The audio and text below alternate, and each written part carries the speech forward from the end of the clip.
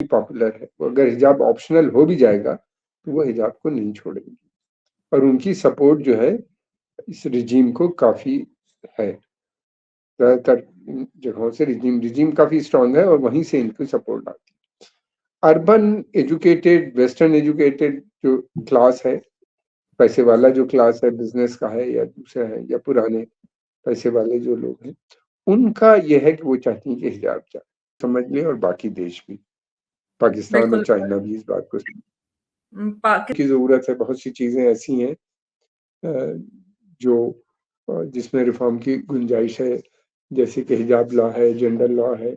इन चीजों में का मानना ये है, ये लोग भी बहुत धार्मिक लोग हैं, रिवोल्यूशन से जुड़े हुए हैं, मसूद पेशेस जो है, तो ये अजहरी मूल के हैं ईरान में। नमस्कार दोस्तों, मैं अंबर जैदी और बहुत स्वागत करती हूँ आप सबका हमारे आज के खास कार्यक्रम में। और आज हम बात करेंगे ईरान इलेक्शन रिजल्ट्स पे और उसी पर बात करने के लिए हमारे साथ मौजूद हैं कमर आगा साहब। बहुत बहुत स्वागत है आपका सर। नमस्कार, जय Hind. Sir, Iran election results आए और सईद जलीली और मसूद पेजेश्कियान के बाद के बीच में कड़ा मुकाबला था और एक लिबरल मसूद पेजेश्कियान की जीत एक बहुत बड़ा बदलाव ईरान के अंदर ला सकती है। कौन कौन से बड़े बदलाव हम ईरान के अंदर देख सकते हैं आने वाले समय में? हिजाब तो एक मुद्दा है ही, उसके अलावा और क्या क्या हो सकता है सबसे पहले? देखिए, उनके यहाँ काफी समस्याएं हैं। अब एक तो इकोनॉमिक क्राइसिस बहुत सीरियस है, सैंक्शंस लगे हुए हैं, ईरान एक्सपोर्ट नहीं कर पाता तेल अपना, या अपने प्रोडक्ट बेच नहीं पाता क्योंकि इंटरनेशनल बैंकिंग से बाहर हो गया है, स्विफ्ट का मेंबर नहीं रहा, अमेरिकन जो सैंक्शन लगे थे उसके कारणवश। फिर उसके अलावा ये भी है कि उनकी इकोनॉमी वीक है, अनएम्प्लॉयमेंट भी उनके यहाँ है, तकरीबन 25% अनएम्प्लॉयमेंट है, इन्फ्लेशन है और काफी बड़ी संख्या में अनएम्प्लॉयमेंट है, सैलरी बढ़ नहीं रही है लोगों की, इन्फ्लेशन लगातार बढ़ रहा है। फिर उसके अलावा ये है कि इस समय जो युद्ध चल रहा है वहाँ गाजा का, उसमें ईरान पूरी तरीके से खुल के सपोर्ट कर रहा है हमस को, और दूसरे जो मिलिटेंट ग्रुप हैं जैसे हूती है, शिया मलेशिया इराक के हैं, या हिजबुल्ला है, इन सबको खुल के सपोर्ट कर रहा है। यही नहीं बल्कि उसने ये भी कहा है कि अगर ये इजराइल अटैक करता है हिजबुल्ला पे तो वो उसको कमजोर या खत्म होते हुए नहीं देखेगा, यानी वो खुद भी आ सकता है। दूसरी तरफ इजराइल भी ये कहता है कि जब तक ईरान के ऊपर अटैक नहीं होगा, ईरान के न्यूक्लियर इंस्टॉलेशन को ध्वस्त नहीं किया जाएगा, ईरान को कमजोर नहीं किया जाएगा, तब तक जो है स्थिति नॉर्मल नहीं हो सकती। यानी ईरान के रहते हुए जो इजराइल है उसको खतरा ईरान से बना हुआ है, इस तरह की बातें करते हैं कि ये इजराइल का कहना ये न्यूक्लियर वीपन बना रहे हैं, ईरान का कहना ये कि हम न्यूक्लियर वीपन नहीं बना रहे। न्यूक्लियर वीपन जो है वो वीपन ऑफ मास डिस्ट्रक्शन है, इस्लाम में उसकी कोई जगह नहीं, यानी धर्म में, किसी भी धर्म में कोई जगह नहीं है इस तरह की। लेकिन यह है कि यूरोप अमेरिका कह रहा है कि आपके पास है, आप न्यूक्लियर वीपन बना रहे हैं, उसका तो कोई वो नहीं है जवाब। अब फिर उसके अलावा ये भी है कि आपने जो बताया हिजाब का एक मसला है, जेंडर लॉ है, ये बहुत सी चीजें हैं। ये रिफॉर्मिस्ट है, रिफॉर्मिस्ट बहुत दिनों से कह रहे हैं रिफॉर्म की जरूरत है। बहुत सी चीजें ऐसी हैं जो जिसमें रिफॉर्म की गुंजाइश है, जैसे कि हिजाब लॉ है, जेंडर लॉ है। इन चीजों में का मानना ये है, ये लोग भी बहुत धार्मिक लोग हैं, रिवोल्यूशन से जुड़े हुए हैं, मसूद पेशेस जो है, तो ये अजहरी मूल के हैं ईरान में, क्योंकि काफी बड़ी संख्या में अजहरी मूल के लोग ईरान में रहते हैं। तो ये जो है और फिर उसके अलावा ये लोग ये कहते हैं कि भाई हिजाब है, जेंडर लॉ है, इस तरह की जो पर्सनल चीजें हैं उसमें इंटरफियर स्टेट को नहीं करना चाहिए, बल्कि तालीम देनी चाहिए, मोबिलाइज करना चाहिए लोगों को कि हिजाब पहने, न कि सख्ती बरतें। अब ये कितनी इनको कामयाबी मिलेगी? वैसे ईरान में इस वक्त काफी रिलैक्स हो चुका है हिजाब। जी, तो सर जैसे कि हम सब जानते हैं कि मसूद पिज़ेशकियान भी इरानियन रिवॉल्यूशन के साथ जुड़े हुए हैं और उन्होंने हिजाब लॉ को लेकर आवाज़ भी उठाई थी कि जो बच्चियों के साथ, महिलाओं के साथ मोरालिटी पुलिस करती है, वो गलत है। और अब हम इस माँग की जो हिजाब को लेकर महिलाएँ आंदोलन कर रही हैं, वो काफ़ी समय से। क्या हम कुछ उम्मीद दे सकते हैं कि उस लॉ में बदलाव हो पाएगा या जो उन्होंने वादा किया है या जिस तरह से जो गैर इंसानी तरीके से इसका इम्प्लीमेंटेशन होता है, उस पे कुछ कड़े कदम उठा पाएँगे मसूद पेज़ेशकियान? मेरा ख्याल ये है कि लॉ को तो विथड्रॉ करना इनके लिए मुश्किल होगी। ये है कि उसमें जो सख्ती होती थी उसको आप बंद कर दीजिए। एक आर्काइक लॉ बन के रह जाएगा, जैसे बहुत से हिंदुस्तान में बहुत से ऐसे लॉ हैं जिनका कोई इम्प्लीमेंट नहीं होते। हो सकता है ये पॉसिबल हो। देखिए, इस डिबेट में जाना कि इसको आप पूरा चेंज कीजिए, वो एक बड़ा लंबी डिबेट हो जाएगी। फिर दोनों तरफ से रस्साकशी होने लगेगी। एक तरफ जो हार्डलाइनर है वो कहेंगे नहीं रहना चाहिए, बल्कि बेहतर ये होगा कि इसको अ, ठंडे बस्ते में डाल दो अपना, और धीरे-धीरे मतलब डाई डाउन हो जाएगा। ये संभव है, ऐसा हो सकता है। क्या होगा ये तो देखो अभी मुश्किल है कहना। अभी इनके सामने सबसे बड़ी इम्पोर्टेंट चीज़ें जो हैं, वो इकोनॉमी है, इकोनॉमी जी, में सुधार। जो इस तरह के जितने भी रिफॉर्मिस्ट या लिबरल्स हैं, उनका कहना ये है कि भाई ईरान की इकोनॉमी तभी ठीक हो सकती है जब हम पश्चिमी देशों से अपने संबंध बनाएँ और सैंक्शंस को विथड्रॉ कराएँ, यूएस सैंक्शंस जो है विथड्रॉ कराएँ। यानी बातचीत का दौर चलना चाहिए और बातचीत के माध्यम से ही सैंक्शंस विथड्रॉ हों। अब क्या अमेरिका इनसे बातचीत करेगा इस माहौल में आजकल जो चल रहा है, ये देखना है। मुझे लगता है कि अमेरिकन ज़रूर बातचीत करेंगे, क्योंकि अमेरिका के पक्ष में अब जंग नहीं है कोई भी। और ये भी तय जी, हो गया है कि इज़राइल की जो नीतियाँ थीं, वो अब नहीं चल सकती। टेंशन्स इज़राइल की जो छवि थी पूरी दुनिया में बहुत खराब हो गई। उसने खुद कर ली इतने लोगों को मार के। और ये जो है टू स्टेट सॉल्यूशन के बारे में अब इम्प्लीमेंट अगर नहीं हुआ, तो आने वाले समय में और प्रॉब्लम आएगी इज़राइल के लिए। जो इज़राइल सोच रहा था बच्चों की तरह कि हम पूरी ज़मीन हड़प कर लेंगे, हम सबको निकाल देंगे, फिलिस्तीनियों को एक ग्रेटर इज़राइल बना लेंगे और हम क्या कहते हैं जो सीरिया की ऑक्युपाइड टेरिटरी है यानी गोलान हाइट्स बहुत सुंदर एरिया है, उसके ऊपर भी कब्ज़ा कर लेंगे। कब्ज़ा तो है ही इनका सारे सबके ऊपर। और सेटलमेंट बनाए जाएँगे और दुनिया खामोश बैठी रहेगी, ऐसा नहीं होता। अब ये है कि बहुत से ग्रुप्स खड़े हो गए हैं जो बहुत स्ट्रॉन्ग हैं। वो सीरिया को चलने इज़राइल को चलने क्यों देंगे? वो आए दिन वहाँ पे प्रॉब्लम खड़ी करेंगे, वो लोग भी लड़ेंगे और उनके साथ हमास लड़ेगा तो इनके साथ वो भी रहेगा। और दूसरी बात ये है कि हमास या हिज़्बुल्लाह इसको ख़त्म नहीं किया जा सकता। ये एक आइडियोलॉजी है, आइडियोलॉजी को आप नहीं ख़त्म कर सकते।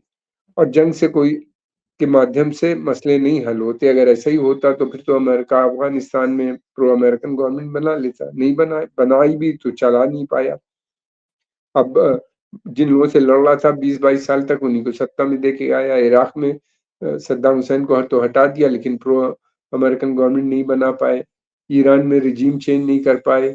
नॉर्थ कोरिया की रिजीम इतने सालों से टिकी हुई है, उसको हटा नहीं पाए ये लोग। तो ये जंग के माध्यम से नहीं है। अमेरिका को भी ये बात समझ लेनी चाहिए और अमेरिका में एक बहुत बड़ा सेक्शन इन बातों के खिलाफ हो गया है, जो चाहता है कि बातचीत हो, बातचीत से मसले हों और ऑक्यूपेशन खत्म हो।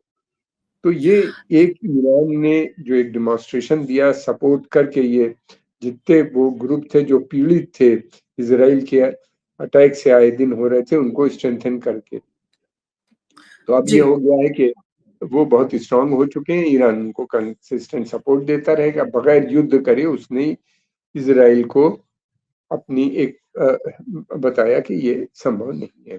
इससे सारी दुनिया की इकोनॉमी असर कर सकती है। तो ये है, अब हाँ ये सर, देखना ये है कि इनको कितना कामयाबी मिलती है आने वाले समय में। इसलिए इज़राइल बहुत शक्तिशाली है बिल्कुल। और इज़राइल के साथ अमेरिका की सपोर्ट है। लेकिन मैंने पहले भी कहा था अगर ऐसा ही होता तो फिर तो गाज़ा में वो जो जी चाहता कर लेते। हमास को अभी तक नहीं हटा पाए। 8 महीने क्या 9 महीना होने जा रहा है। बिल्कुल। वो हमास अभी भी स्ट्रांग है और कल उसने काफ़ी अटैक किए हैं तो इज़राइली फ़ोर्सेस पे जो गाज़ा में थी। तो कहीं न कहीं बातचीत अमेरिका को करनी पड़ेगी ईरान से ताकि जो ये सामने चैलेंजेज़ हैं उनको रिज़ॉल्व किया जा सके। लेकिन सर मसूद पेज़ेश्कियान की जीत से कई सारे सवाल निकल कर आते हैं और जो जैसे कि हम जानते हैं कि पिछले मुकाबले में कोई भी अपनी मेजॉरिटी साबित नहीं करा पाया था जैसे कि इरानियन लॉ है उसके हिसाब से। लेकिन सर अगर मसूद पेज़ेश्कियान की जीत का क्रेडिट दें तो उसमें क्या महिलाओं का हाथ मान सकते हैं? क्योंकि ईरान में महिलाएँ काफ़ी एक्टिव हैं और काफ़ी उनका कंट्रीब्यूशन है। महिलाओं को इनकी जीत का क्रेडिट जाता है? देखिए, महिलाओं का बहुत बड़ा कंट्रीब्यूशन है ईरान की इकोनॉमी में भी, डेवलपमेंट में भी, हर फ़ील्ड में वो बहुत science, technology, you name anything, her field में आपको ईरानी औरतें या लड़कियाँ काम करती हुई मिलेंगी। और सोशल सेक्टर में तो सारा उनका काम वही करती हैं। फिर उसके अलावा ये है कि यस, वो काफ़ी देखिए ईरान में अर्बन और रूरल डिवाइड नज़र आता है हिजाब को लेके। जो देहात की महिलाएँ हैं या लोअर मिडल क्लास की औरतें हैं, वो उनमें हिजाब काफ़ी पॉपुलर है। वो अगर हिजाब ऑप्शनल हो भी जाएगा, तो वो हिजाब को नहीं छोड़ेंगी और उनकी सपोर्ट जो है इस रिजीम को काफ़ी है। ज़्यादातर इन जगहों से रिजीम काफ़ी स्ट्रॉन्ग है और वहीं से इनको सपोर्ट आती है। अर्बन एजुकेटेड, वेस्टर्न एजुकेटेड जो क्लास है, पैसे वाला जो क्लास है, बिज़नेस का है या दूसरा है या पुराने पैसे वाले जो लोग हैं, उनका ये है कि वो चाहती हैं कि हिजाब जाए और वो हिजाब में काफ़ी इंटरेस्ट है और जिन लोगों ने काफ़ी वोट भी दिया। लेकिन दूसरी तरफ ये भी है कि जो बहुत सी जो हिजाबी औरतें हैं, उनका भी ये मानना है कि भई हिजाब कंपल्सरी नहीं होना चाहिए। ठीक है, वो कहती हैं कि हम पहनते हैं, हम पहनेंगे, अपने बच्चों को भी पहनाएँगे, मगर ये कि ज़ोर-ज़बरदस्ती नहीं होनी चाहिए क्योंकि बहुत सी लड़कियों की हत्या हो गई, मारी गई हैं इस मूवमेंट में। वो भी मतलब है। हिजाब के लिए दोनों किस्म के हैं, कुछ खिलाफ हैं तो कुछ औरतें जो कंज़र्वेटिव हैं वो भी चाहते हैं कि भई ऑप्शनल आप बनाइए, प्रचार कीजिए, इसका पहनना ज़रूरी है, इस्लाम में है, इस तरह की बातें आप ज़रूर कीजिए मगर इसको फ़ोर्सफुली आप इम्प्लीमेंट मत करें। और औरतों जी। का बहुत बड़ा रोल है, इनके इलेक्शन में भी बड़ी तादाद में निकल के आई, वोट भी डाला है उन्हीं ने। अभी परसेंटेज नहीं पता चली है, लेकिन ये है कि अ, उनके वोट एक इम्पोर्टेंट फैक्टर रहा होगा इनकी जीत के लिए। एब्सोल्युटली और जिस तरह का पिछले कुछ सालों में ईरान के अंदर आंदोलन हिजाब को लेकर चला, उसमें ज़रूर और काफ़ी हद तक उम्मीद की जा रही है कि महिलाओं का ज़रूर मसूद पेज़ेश्कियान की जीत में हाथ रहा होगा और है। लेकिन सब जैसा कि हम सब जानते हैं कि मसूद पेज़ेश्कियान का जो झुकाव है, वो वेस्टर्न मुल्कों से बातचीत के लिए है और जो सईद जलीली या हार्डलाइनर्स हैं, वो ईस्टर्न मुल्कों से दोस्ती पर ज़्यादा ध्यान देते हैं। तो जैसे कि उम्मीद की जा रही है और जैसे कि लिबरल्स बोलते हैं कि हम वेस्टर्न मुल्कों से बातचीत करेंगे, सैंक्शंस हटाएँगे और फाइनेंशियल सिस्टम और ट्रेड में जुड़ने की कोशिश करेंगे। अगर ऐसा कुछ होता है, तो भारत और ईरान के रिश्तों पे क्योंकि भारत और ईरान के रिश्ते काफ़ी पुराने हैं और काफ़ी अच्छे रिश्ते हैं, ऐसे में क्या असर पड़ सकता है? कुछ बदलाव देखेंगे या जैसे रिश्ते चल रहे हैं वैसे ही रहेगा? देखिए, भारत उनके जो जो रिश्ते हैं ईरान से, उसको ईरान बहुत इम्पोर्टेंस देता है। भारत उनका आज़ादी से पहले पड़ोसी मुल्क होता था, पाकिस्तान जब तक नहीं बना था। हमारी रेल रोड कनेक्टिविटी थी ईरान के साथ जो पाकिस्तान ने बंद कर दी। इसी के चलते हुए हम चाबहार पोर्ट अब बना रहे हैं, भारत बना रहा है, ताकि यहाँ से चाबहार बाय शिप जाया जा सके और फिर वहाँ से हम सामान जो है बाय रेल, रोड, ट्रक्स के माध्यम से या किसी भी माध्यम से वो सेंट्रल एशिया जो कि लैंडलॉक्ड है पूरा, वहाँ जा सकता है और फिर वहाँ से पूरा यूरोप भी वाया रशिया यूरोप जा सकता है। तो इस तरह से बहुत इम्पोर्टेंट हो जाता है। चाबहार भारत के लिए भी बहुत इम्पोर्टेंट है, सेंट्रल एशिया का कनेक्टिविटी बनाता है और सेंट्रल एशिया के जो देश हैं वो भारत से हमारे हज़ारों साल पुराने संबंध हैं उनसे और वो भारत की तरफ देखते भी हैं। ये संबंध इस्लाम आने से पहले से हैं और इसी क्षेत्र से बुद्धिज़्म जो थी, वो चाइना और जापान और इन सब देशों में जो ट्रैवल की थी, तो इन्हीं क्षेत्र से गई थी, यहीं से होती हुई। तो ये संबंध है पुराने। दूसरी बात ये भी है कि ईरान की ये देखता है कि भारत से जो उसकी दोस्ती और अच्छे संबंध बनते हैं, तो वो काउंटर बैलेंस करते हैं चाइना के साथ जो उनके बहुत घनिष्ठ ट्रेड है। डिपेंडेंस को भी कम करेगा, ईरानियन डिपेंडेंसी ऑन चाइना जो है ना, उसको भी कम करता है। फिर हम भी भारत के लिए तो ईरान इम्पोर्टेंट इसलिए भी हो जाता है कि हमारे तेल के मेजर सप्लायर थे। सैंक्शन लग जाने की वजह से भारत तेल नहीं खरीद पाता। लेकिन अगर सैंक्शन हटते हैं, जैसा कि मसूद पेशेगियान जो कह रहे हैं, अगर ऐसा होता है, बातचीत के माध्यम से सॉल्व हो जाता है ये मसला, तो मैं समझता हूँ कि दोबारा से तेल और गैस की सप्लाई वहां से आने लगी। ईरानियन तेल के लिए हमारी 3 रिफाइनरीज गियर्ड हैं टुवर्ड्स ईरानियन ऑयल। और फिर यही नहीं, हमको सस्ता भी पड़ता है क्योंकि ट्रांसपोर्टेशन चार्ज कम है ईरान से लाने के लिए। और भारत तो चाहेगा कि इन्वेस्ट भी करे वहां पे। पहले उसका प्लान था गैस के लिए खास तौर से इन्वेस्टमेंट भी करेगा। एक तरफ तो भारत चाबहार पोर्ट बना रहा है, चाबहार पोर्ट से मिला हुआ उनका इंडस्ट्रियल जोन एक बन रहा है, उसमें भी भारत की कंपनीज इन्वेस्ट करेंगी। और फिर उसके बाद तेल गैस की सप्लाई भी हमारी उनसे शुरू हो जाएगी। अब अ, एक दोनों के देशों में बहुत अच्छी मित्रता है। भारत ने हमेशा से ईरान का साथ दिया है और दोनों मुल्कों ने एक दूसरे का, मैं कोल्ड वार की बात नहीं करता, कोल्ड वार पीरियड में ईरान टोटली जो था, शाह ईरान जो थे वो पूरी तरीके से पाकिस्तान के साथ थे। मगर रिवॉल्यूशन के बाद से ईरान का रवैया बदलता हुआ नजर आता है भारत के लिए। तो इन शॉर्ट से ये कह सकते हैं कि अगर वेस्टर्न मुल्कों से ईरान के रिश्ते बेहतर हो जाते हैं, ईरान पे से सैंक्शंस हट जाते हैं, तो भारत के लिए ये और बेहतर हो जाएगा। ये और बेहतर हो जाएगा। सैंक्शंस अगर हटते हैं तो बहुत अच्छा होगा। तरक्की के लिए भी, दोनों देशों की तरक्की के लिए बहुत अच्छा होगा। भारत बहुत कुछ वहां पे योगदान कर सकता है। भारत ने ये भी कहा है कि जो उनका रेलवेज है उसमें उसको जो खास तौर से जो बन रहा है, चाबहार से जहेदान तक आएगी ट्रेन, उसमें भारत कंट्रीब्यूट आने वाले समय में करेगा। ये भारत ने भी कहा है। एक तरफ तो चाबहार पोर्ट बना रहा है, दूसरी तरफ रशियंस जो हैं उसकी कनेक्टिविटी बना रहे हैं चाबहार की, नॉर्थ साउथ फ्रेट कॉरिडोर, यानी चाबहार कनेक्ट हो जाएगा रेल रोड के माध्यम से अजरबैजान, सेंट्रल एशिया के दूसरे रिपब्लिक्स जो हैं उन सब से, और वहां से होता हुआ आर्मीनिया होता हुआ वो रशिया चली जाएगी। जो रशिया का आर्मीनिया से ऑलरेडी पुरानी ट्रेन लाइन्स वगैरह हैं। इस तरीके से वो एक पूरा क्षेत्र कवर कर लेगा, सेंट्रल एशिया के सारे अधिकतर रिपब्लिक। कुछ रिपब्लिक को तो ईरान ने पहले ही कनेक्ट कर दिया एक दूसरे से, ईरान से, और बाकी बाद में हो जाएंगे ये फ्रेट कॉरिडोर बनते ही। तो हमको यूरोप सामान ले जाना काफी आसान हो जाएगा। लेकिन सारी चीजें डिपेंड करती हैं सैंक्शंस के हटने। दूसरी तरफ रशिया पे भी सैंक्शंस हैं, एक बड़ी समस्या है। यूक्रेन वार भी हम समझते हैं कि अगर ट्रम्प आएंगे, ट्रम्प के पास, इसी के अमेरिकन इकोनॉमी काफी वीक है, ये वार वगैरह वो अब अफोर्ड नहीं कर सकते बहुत ज्यादा। तो उम्मीद है कि ट्रम्प भी चाहेंगे कि बातचीत से मसले हल हों। वो बार बार कहते भी हैं कि रशिया से वो बातचीत का हालांकि इसराइल का के मसले पे वो कहते हैं वो खुल के इसराइल का साथ देंगे। कितना साथ देंगे, क्या होगा, ये आने वाला समय बताएगा। लेकिन अमेरिका क्या कर सकता है? हमास के लिए क्या अभी पे नहीं तो दे सकता है, पैसा दे सकता है।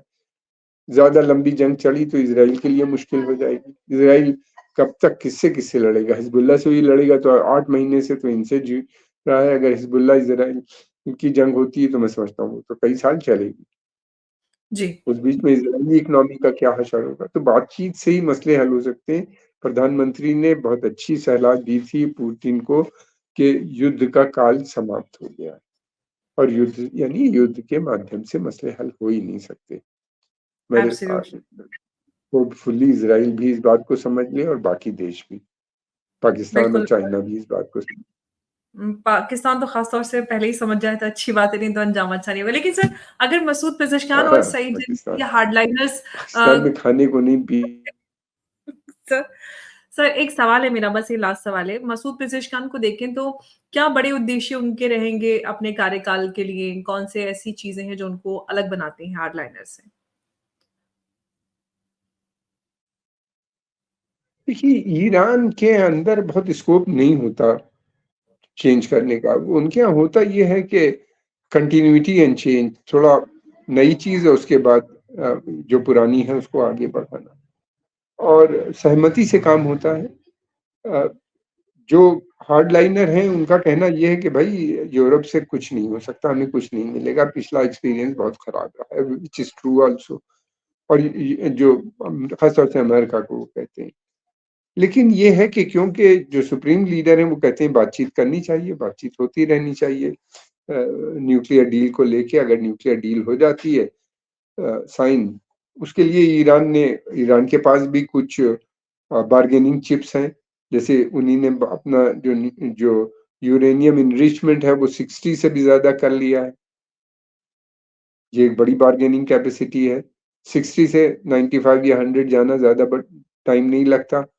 और तो आपका अगर आप उतना कर लेंगे तो इंडस्ट्रियल ग्रेड का यूरेनियम हो जाता है, और इंडस्ट्रियल ग्रेड यूरेनियम जो होता है वो यूज होता है न्यूक्लियर वेपन के लिए। और कोई नहीं चाहता कि ईरान न्यूक्लियर बनाए, इंक्लूडिंग ईरान।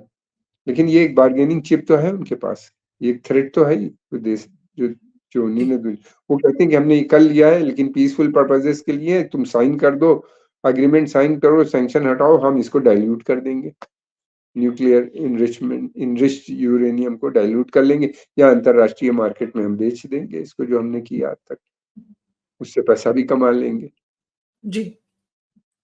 तो ये तो मेजर ये तो ये चीजें हैं। अब देखना ये है, ये अब जो है यूरोप और अमेरिका को तय करना होगा कि किस तरीके से क्या वो करेंगे। मैं समझता हूँ कि उनको भी करना होगा, इसलिए कि अदरवाइज ईरान बहुत शक्तिशाली देश के रूप में इमर्ज कर गया है। मध्य एशिया की पॉलिटिक्स में ईरान सबसे आगे आ गया है। इस युद्ध में इजराइल ने ईरान को और बड़ा बना दिया। अगर इजराइल हमस को दबा लेता या कुछ कर लेता तो बात अलग होती, लेकिन इजराइल बेसिकली जंग हार चुका है और लोगों को मार रहा है, बेगुनाह लोगों को मार रहा है, और उससे उसी की छवि बिगड़ती चली जा रही है। बिल्कुल, सर आपने सही कहा और देखते हैं आने वाले वक़्त में क्या यूरोप से, अमेरिका से रिश्ते बेहतर हो पाते हैं ईरान के और मुझे लगता है कि इनफैक्ट सभी का ये मानना है कि बातचीत से रिश्ते रिश्ते बेहतर होंगे, रास्ते निकलेंगे और जो कुछ भी चल रहा है, ख़ास तौर से ईरान और इज़राइल कॉन्फ्लिक्ट को लेकर वो सब कुछ हम बदलते हुए देखें। बहुत-बहुत शुक्रिया सर आपका, आप हमारे साथ इस चर्चा में जुड़े और आपने अहम जानकारी साझा की। नमस्कार, जय हिंद। जय